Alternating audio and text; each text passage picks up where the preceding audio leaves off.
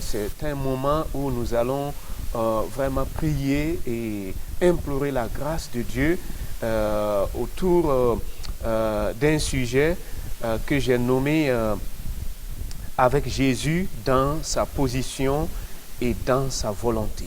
Nous allons prier autour de ce thème ou de ce titre, Église, soignons avec Jésus dans sa position et dans sa volonté. Pourquoi nous disons cela? Si nous regardons dans la parole de Dieu, dans Jean 17, 24, Jésus, avant d'aller à la croix, il a fait une prière puissante. Et dans Jean 17, 24, il dit ceci: Père, je veux que là où je suis, ce que tu m'as donné soit aussi avec moi, afin qu'ils voient ma gloire, la gloire que tu m'as donnée, parce que tu m'as aimé avant la fondation du monde.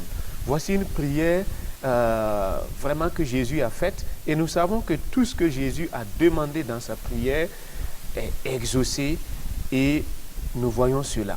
Alors, si Jésus a prié pour que nous soyons là où lui il est, la question c'est de se poser la question maintenant: où est Jésus?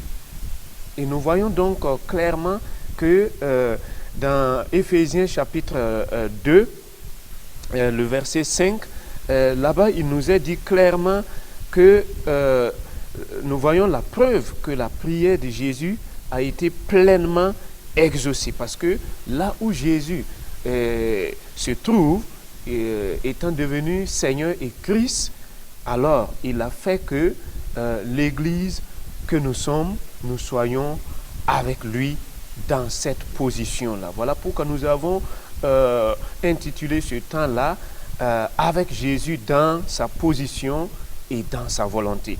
Alors dans Éphésiens 2, 6, il est dit: il nous a ressuscités ensemble et nous a fait asseoir ensemble dans les lieux célestes en Jésus-Christ. Donc, nous sommes assis, Église de Jésus-Christ, nous sommes assis avec Christ dans les lieux célestes. Voici notre position en lui et avec lui. Donc, ce qui montre que la prière que Jésus a faite dans Jean 17, 24 là, a été pleinement exaucée, parce que là où il est à la droite du Père, et nous sommes assis avec lui et dans les lieux célestes. Alors, ça relève de la souveraineté du Seigneur, parce que dès le moment où nous avons dit oui à Jésus, nous avons accédé à cette position avec Christ dans les lieux célestes de façon souveraine, relevant donc de la souveraineté de Dieu. Mais s'agissant de l'autre niveau, l'autre dimension de la position de Jésus, c'est là que se trouve aussi le problème. Parce que n'oublions pas qu'il nous a dit dans Marc 16, si nous voyons dans Marc 16, le verset 15, là-bas, il nous a fait clairement connaître une position dans laquelle il voudrait que nous puissions être. Et il dit, alors, nous voyons cela donc dans Marc, le chapitre 15, le verset 16, il dit: allez partout, par tout le monde, et prêchez la bonne nouvelle à toute la création. Voilà une dimension de là où Jésus veut que nous puissions être. Et c'est souvent là que ça coince. C'est vrai, nous sommes assis avec lui dans les lieux célestes, mais nous devons aussi être avec lui là où il est, là où se trouve sa volonté. Nous sommes avec lui dans sa position, mais nous devons aussi être avec lui dans sa volonté. Et sa volonté est, on ne peut plus clair dans le passage que nous avons lu. Il dit d'aller par tout le monde et d'annoncer la bonne nouvelle à toute la création. Et il renchérit donc dans Actes chapitre 1, le verset 8, il est dit là-bas clairement, mais vous recevrez une puissance, le Saint-Esprit survenant sur vous, et vous serez mes témoins à Jérusalem, dans toute la Judée, dans la Samarie et jusqu'aux extrémités de la terre. Voici encore décliné clairement la volonté du Seigneur Jésus nous concernant. Donc, si nous sommes avec lui dans sa position, nous devons être avec lui aussi dans sa volonté, qui est d'être des témoins, d'aller et de répandre l'odeur de Christ partout dans le monde. Alors, bien-aimés frères et sœurs, nous pouvons caricaturer cela donc avec le récit de l'anneau dans Marc chapitre 11. Nous voyons clairement que Jésus, quand il entrait à Jérusalem, il a envoyé 2 de ses disciples. Il leur dit, allez au village qui est devant vous. Dès que vous y serez entrés, vous trouverez un anneau attaché sur lequel aucun homme ne s'est encore assis. Détachez-le et amenez-le. Nous voyons donc clairement que l'anneau ici représente toute personne née de nouveau qui a reçu le Seigneur Jésus comme son Sauveur et son Seigneur, qui est avec Christ dans sa position. Voyez, l'anneau, il est dit clairement que aucun homme ne s'est encore assis donc sur cet anneau-là. Cet anneau-là est comme ce qui est dit dans 2 Corinthiens 5, 17. Si quelqu'un est en Christ, il est une nouvelle créature. Les choses anciennes sont passées, voici toutes choses sont devenues nouvelles. Tout est nouveau avec cet anneau-là. Il est parfaitement dans la position, avec Christ dans sa position. Il est régénéré, il est une nouvelle créature. C'est la position que nous, Église de Jésus-Christ et corps de Christ, nous avons avec le Seigneur. Mais malgré cette position-là, l'anneau n'était pas avec Jésus dans sa volonté. Voilà pourquoi il était encore retenu, et parce que la Bible nous dit clairement qu'il était donc lié. Et cet anneau-là avait 4 problèmes majeurs.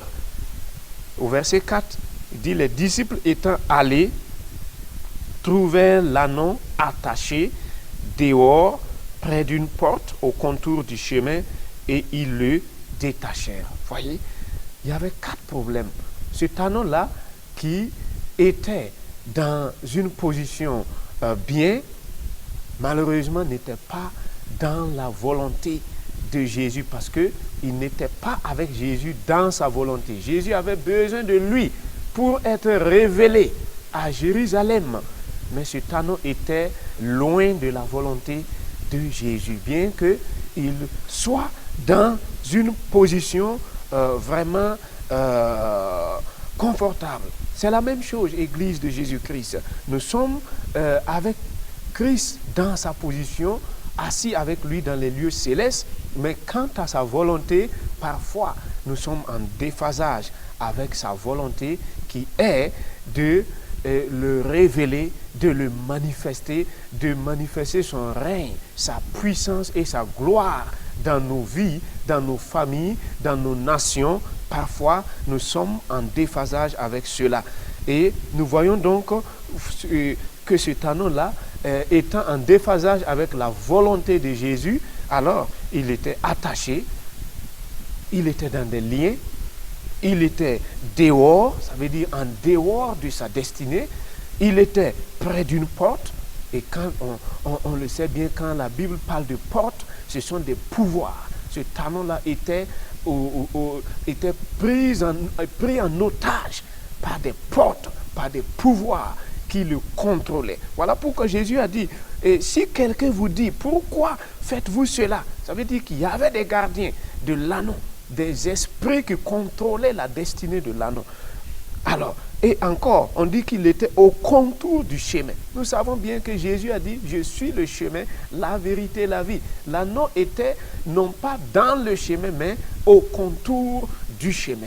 Et c'est souvent donc les situations dans lesquelles nous nous trouvons, ces 4 situations difficiles de l'anneau-là, c'est parfois notre situation, notre réalité en tant qu'enfants de Dieu. Si nous sommes rien que dans la position avec Christ, mais non pas dans sa volonté, nous pouvons nous retrouver dans ce genre de situation. Bien-aimés, je voudrais donc qu'ensemble, nous puissions, autour donc de cette petite exhortation-là,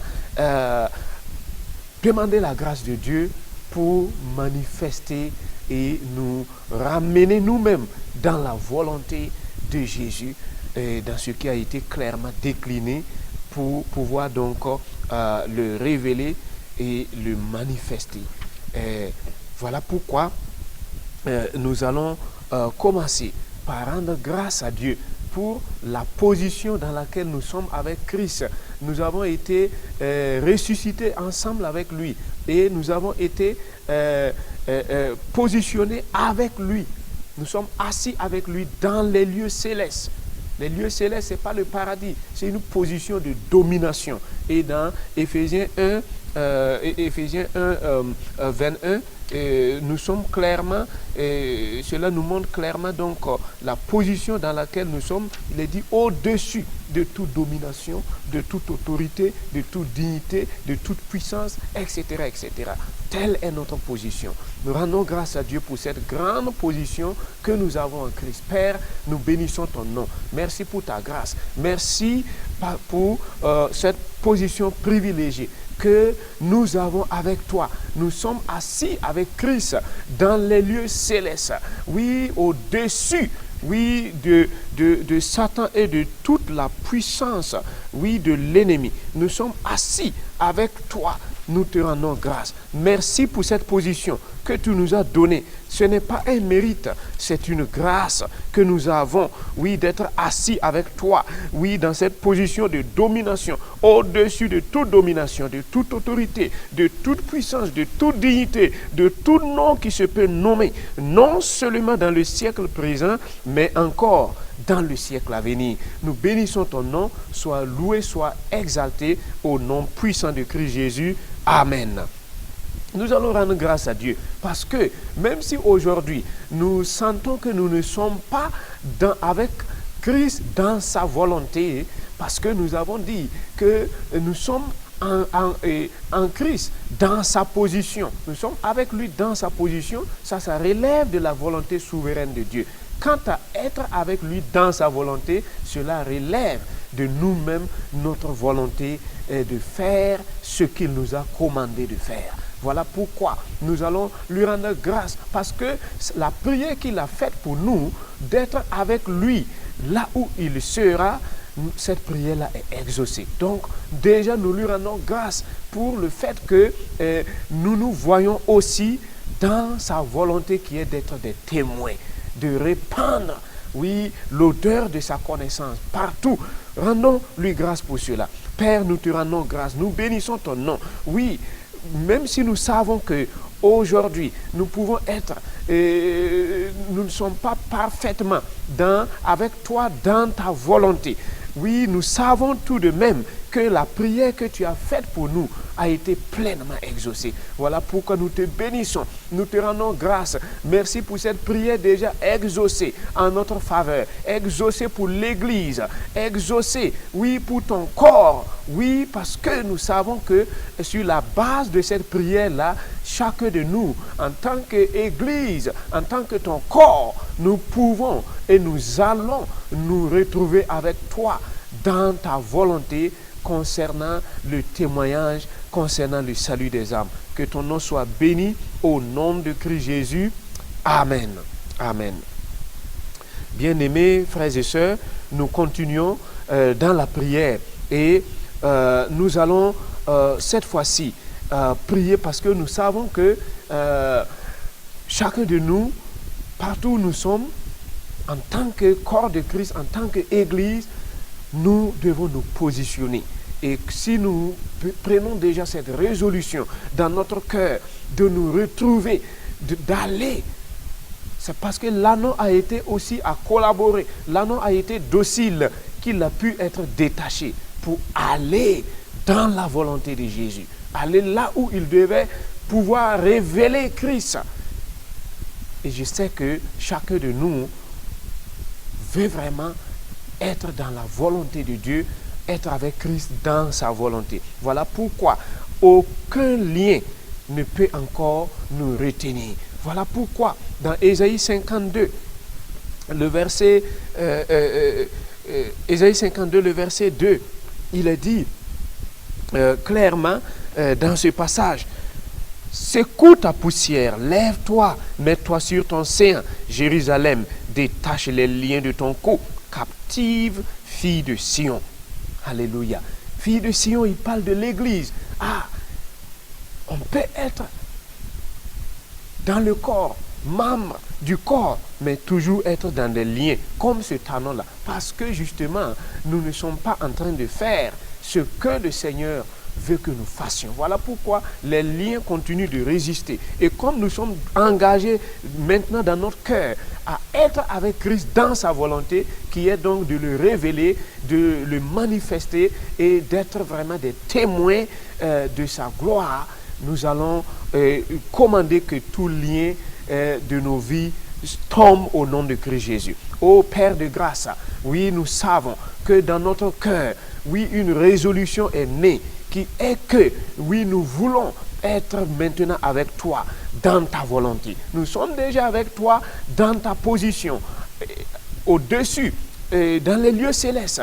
Mais concernant ta volonté, nous nous engageons maintenant. Et nous savons qu'aucun lien ne peut nous résister. Comme tu l'as dit dans ta parole, oui, nous secouons toute poussière, oui, toute poussière de l'ennemi sur nos vies. Nous mettons sur notre séant, oui, nous détachons tout lien de nos coups, tout lien qui nous avait asservi jusqu'à ce jour, comme ce talon-là, oui, nous nous détachons au nom de Christ Jésus, car nous sommes de Sion et nous refusons toute captivité sur nos vies, parce que nous sommes maintenant engagés, déterminés à être avec toi dans ta volonté. Voilà pourquoi aucun lien ne peut nous résister.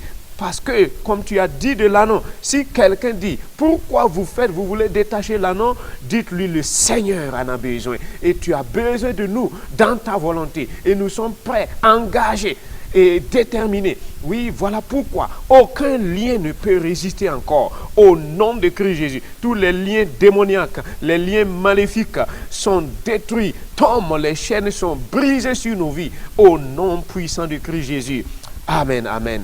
Et le deuxième élément qui était la deuxième situation difficile dans la vie de ce talon-là, c'est qu'il était dehors. Il était en dehors de sa destinée. Il n'était pas dans sa destinée, il était au dehors. Et c'est le problème de beaucoup d'enfants de Dieu qui vivent en dehors de leur destinée. Comme l'enfant prodigue, il a quitté la volonté de son père et il s'est retrouvé dehors. Il s'est retrouvé dehors. Voilà pourquoi il est dit de lui, donc dans Luc 15, il dit, il alla se mettre au service d'un des habitants du pays qui l'envoya dans les champs garder les pourceaux. Il aurait bien voulu se rassasier des carouges que mangeaient les pourceaux, mais personne ne lui en donnait. Oui, personne ne lui en donnait. Oui, voilà quelqu'un qui est en dehors de la volonté de son Père. Voilà pourquoi, étant engagé désormais à être avec Christ dans sa volonté, oui, nous retournons à la maison. Nous retournons, oui, là où nous sommes. Voilà pourquoi nous allons prier au nom de Christ Jésus. Nous déclarons dans le nom de Christ Jésus que toute situation qui nous avait amenés en dehors de notre destinée, nous détruisons cette situation. Nous déclarons que nous avons le pouvoir sur cette situation. Comme le Fils prodigue, nous nous levons et nous revenons là où nous devons être, nous revenons dans la volonté parfaite de Dieu. Nous revenons, oui, comme des témoins, nous revenons dans notre destinée, au nom puissant de Christ Jésus. Amen. Amen. Et troisième problème que ce tannant-là avait, c'est qu'il était donc près d'une porte. Il était près d'une porte. Et nous savons que la parole de Dieu nous dit dans Genèse chapitre 22, le verset 17, il est dit clairement que de Abraham que ta postérité possédera la porte de ses ennemis. Et la Bible nous dit que nous sommes la postérité d'Abraham. Donc, nous sommes appelés à posséder, oui, les portes de nos ennemis. Oui, alors que ce tannant-là était contrôlé par une porte. C'est pourquoi nous allons prier que toute porte de l'ennemi contre nos vies, parce que nous sommes l'Église et la parole de Dieu dit que les portes du séjour des morts ne peuvent pas prévaloir contre l'Église. Mais encore faut-il que l'Église soit avec Christ dans sa volonté. Voilà pourquoi nous déclarons que toute porte maléfique qui s'est élevée contre notre destinée, qui s'est élevée partout, oui, pour nous contrôler, cette porte-là est détruite au nom de Jésus. Nous possédons toute porte ennemie au nom puissant de Christ Jésus, parce que nous sommes désormais engagés, résolus pour être avec Christ dans sa volonté, qui est d'être ses témoins, qui est d'aller partout, de prêcher la bonne nouvelle, de répandre, oui, de le laisser paraître au travers de nos vies. Merci Père, au nom de Christ Jésus. Amen. Et quatrième chose qui était une situation difficile de la vie de ce tannant-là, c'est qu'il était au contour du chemin. Il n'était pas lié au chemin, alors que Jésus dit dans Jean 14, 6, « Je suis le chemin ». Je suis le chemin. L'anneau était au contour du chemin. Il n'était pas en communion, il n'avait pas un contact vivant avec celui qui est le chemin, Jésus-Christ. Voilà la situation de beaucoup d'enfants de Dieu qui n'ont pas de contact vivant avec la personne du Saint-Esprit. Voilà pourquoi beaucoup vivent en dehors de leur destinée. Ils ne sont pas, parce qu'ils n'ont pas de contact vivant avec le Seigneur Jésus, et cela donc leur porte préjudice. Nous allons prier que toute situation qui nous a fait quitter le chemin, que cela soit anéanti au nom de Christ Jésus. Père de grâce, nous déclarons ce jour que toute situation qui nous a fait quitter le chemin, qui a brisé notre communion, notre contact vivant avec toi, ces situations-là sont détruites au nom de Jésus. À partir d'aujourd'hui, oui, nous renouons notre communion avec toi. Au nom puissant de Jésus, nous reprenons une communion vraie et sincère avec le Seigneur. Oh Père, merci, parce que désormais, nous quittons cette zone de contour du chemin pour être en contact avec celui qui est le chemin, avec toi. Parce que, oui, comme la parole de Dieu le dit, tu as appelé tes disciples pour les avoir d'abord avec toi et ensuite de les envoyer prêcher. Nous voulons être dans cette communion vivante avec le Saint-Esprit, afin d'être des témoins efficaces au nom puissant de Christ Jésus. Amen. Amen. Bien-aimés frères et sœurs, alors nous voyons que si nous avons fait ces prières-là de tout cœur, alors sachons que nous sommes comme l'anneau, nous avons été détachés et nous sommes, comme il est dit de l'anneau, donc dans Marc chapitre 11, le verset 7, il est dit clairement que l'anneau a été amené. Ils amenèrent à Jésus l'anneau sur lequel ils jetaient leurs vêtements et Jésus s'assit dessus. Alléluia. Alors l'anneau s'est retrouvé dans la volonté de Dieu. Oui, il n'est plus seulement avec Christ dans sa position, mais il est avec lui dans sa volonté. Désormais, avec, oui, ce tannant-là, Jésus s'est révélé à Jérusalem. Alléluia. Il en est ainsi pour toi et moi qui avons fait cette prière. Désormais, nous ne sommes plus juste avec Christ dans sa position dans les lieux célestes, mais nous sommes avec lui aussi dans sa volonté. Oui, et comme il est dit de nous donc dans Colossiens 3, le verset Colossiens 3, le verset 4, il est dit clairement que quand Christ, qui est votre vie, paraîtra, alors vous paraîtrez aussi avec lui dans la gloire. Christ est notre vie et nous sommes appelés à le laisser paraître. Alors, comme l'anneau a été donc le moyen par lequel Jésus a pu paraître à Jérusalem. Alléluia. Et chacun de nous, nous sommes l'Église et nous avons donc pour mission de faire paraître Christ, de révéler, de manifester la puissance, le règne, la puissance et la gloire de Dieu dans notre vie. Au travers de notre vie, Christ doit paraître. Alors si Christ paraît dans notre vie, alors nous aussi, nous paraissons avec lui.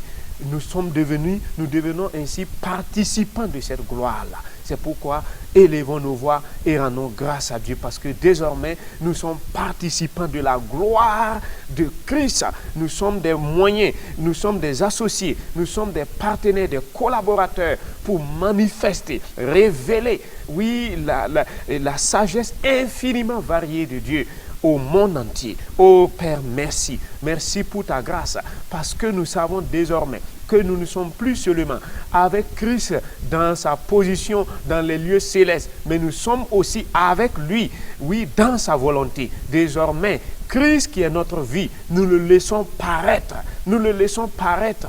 Nous manifestons désormais, oui, son règne, sa puissance et sa gloire dans nos vies, dans nos familles, dans nos nations.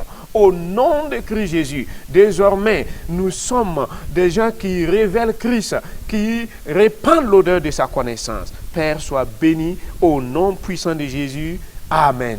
Amen. Bien-aimés frères et sœurs, nous rendons grâce à Dieu.